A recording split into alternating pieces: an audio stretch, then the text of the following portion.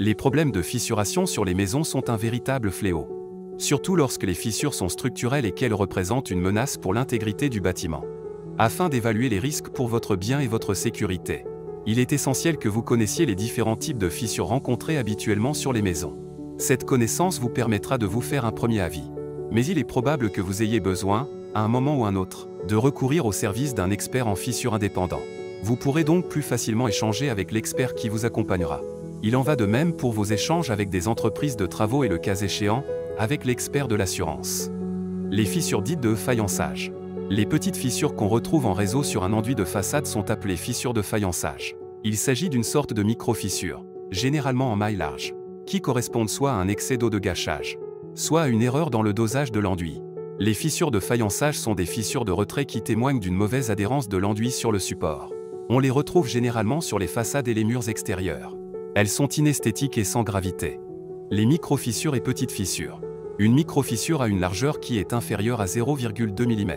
En comparaison, une fissure a une ouverture comprise entre 0,2 mm et 2 mm. Le simple critère d'ouverture de la fissure ne permet pas d'établir son caractère structurel, ni ses causes. D'autres critères entrent en jeu pour comprendre l'origine des désordres. L'emplacement de la fissure, son orientation, son contexte d'apparition, et ses signes d'évolution sont par exemple des critères à prendre en compte. Il arrive que les micro-fissures et petites fissures soient anodines et correspondent à des fissures de retrait. Mais dans d'autres cas, ces mêmes fissures peuvent être structurelles et évolutives. En particulier, si elles sont dues à un mouvement de sol naturel, comme la sécheresse, les argiles gonflantes, le tassement de la terre végétale.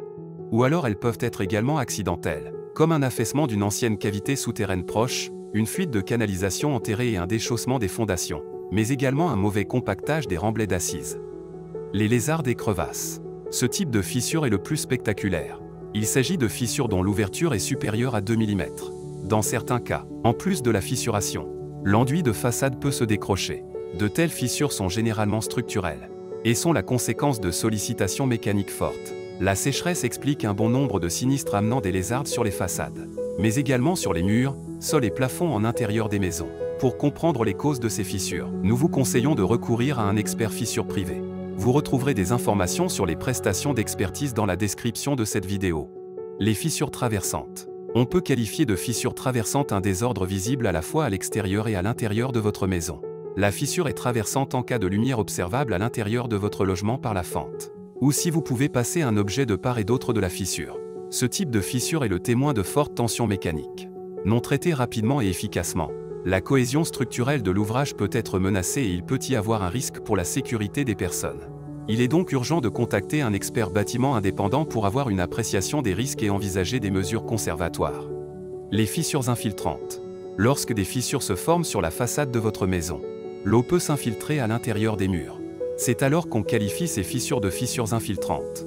Les infiltrations d'eau peuvent survenir dans les maisons individuelles et les immeubles, notamment en cas de fissures structurelles importantes résultant d'un mouvement de sol. Cependant, il est aussi courant que les fissures infiltrantes se forment aussi sous l'effet du phénomène gel et dégel. Le gel fait exploser la maçonnerie. La fissure se développe et le bien est alors exposé aux intempéries. C'est un cercle vicieux. Les fissures dites en escalier. Une fissure en escalier est généralement structurelle. Il s'agit d'une fissure qui suit les joints de maçonnerie en pierre, parpaings ou briques. Elle est généralement visible en extérieur sur la façade. Les fissures structurelles en escalier peuvent avoir des origines diverses, comme la présence d'un arbre dont les racines déforment le sol près de la maison, le retrait ou l'expansion de matériaux sous l'effet d'une chaleur excessive, ou encore les chocs et les dommages accidentels causés à la suite de travaux à proximité de la maison. Les fissures évolutives. On peut qualifier de fissure évolutive un désordre qui a la capacité de s'agrandir au fil du temps.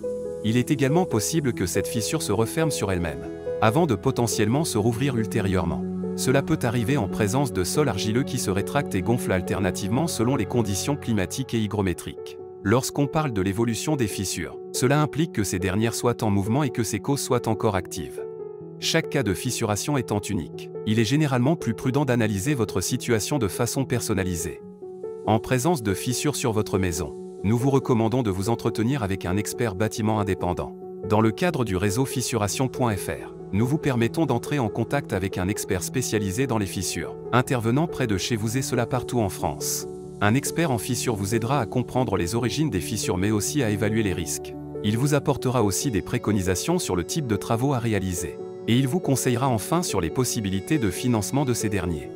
Vous avez trouvé cette vidéo instructive? Pensez à mettre un j'aime et à vous abonner si ce n'est pas déjà fait, pour nous encourager et nous aider à nous faire connaître. N'hésitez pas à partager ces informations avec vos proches. Nous vous donnons d'autres informations et conseils sur les fissures dans les maisons sur notre site internet fissuration.fr et sur notre chaîne YouTube.